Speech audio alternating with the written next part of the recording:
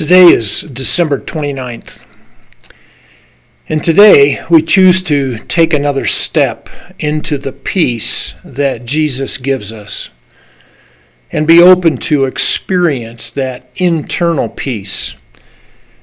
Even though the world around us is crazy, fast-paced, and full of a lot of trouble. So let's start this pause and listen with these words from Psalm 3.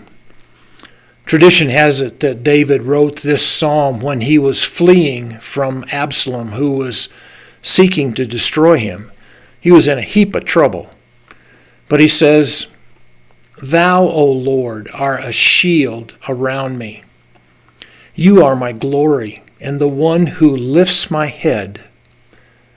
I was crying to the Lord with my voice, and he answered me from his holy mountain. I lay down and slept. I woke, for the Lord sustained me, and I will not be afraid of 10,000 people who all around and are against me."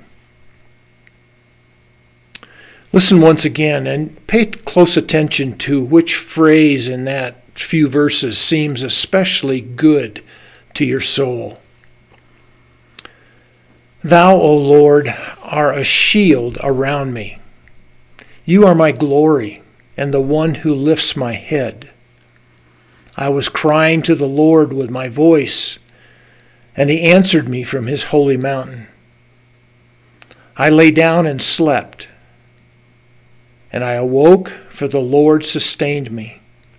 I will not be afraid of 10,000 people who are all around and against me.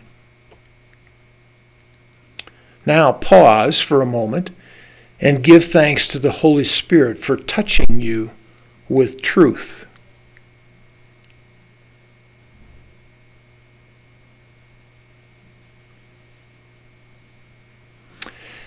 Last Sunday we focused on the reality that the child lying in a manger in Bethlehem is the Prince of Peace.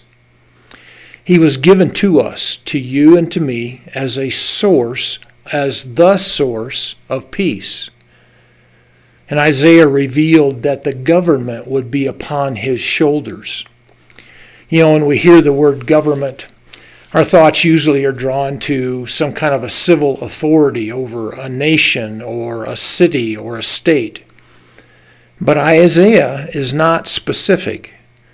The government can also apply to our individual life.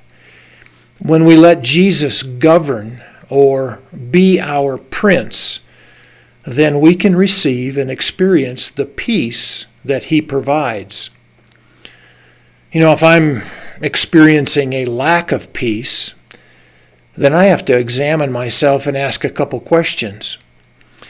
First, what have I determined that I must have fixed in my circumstances in order to have peace? That decision indicates that the government is really resting on my shoulders rather than on the Prince of Peace. And then I have to ask the next question.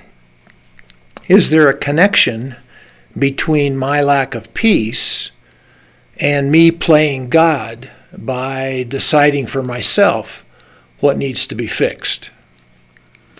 And the answer is always the same. I am depending upon my circumstances to give me peace rather than the Prince of Peace. Now, when I realize that, I'm always invited by Jesus to once again give up my dependence on externals and depend upon him. I'm invited by him to release what I am trying to fix. And so a helpful thing to say is, Jesus, I give all things and all these people to you. You are my Prince of Peace. So I encourage us now just to enter into a time of releasing and receiving.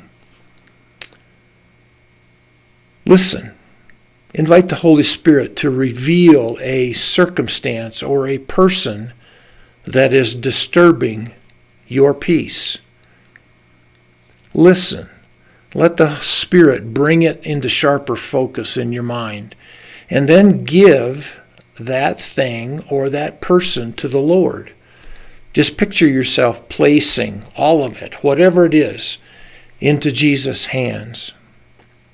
And then give thanks for His complete ability to perfectly handle it, whatever it is. And then rest in His promise. Jesus said, "My peace I give to you, not the kind that the world gives. So do not let your heart be troubled, nor let it be fearful. Instead,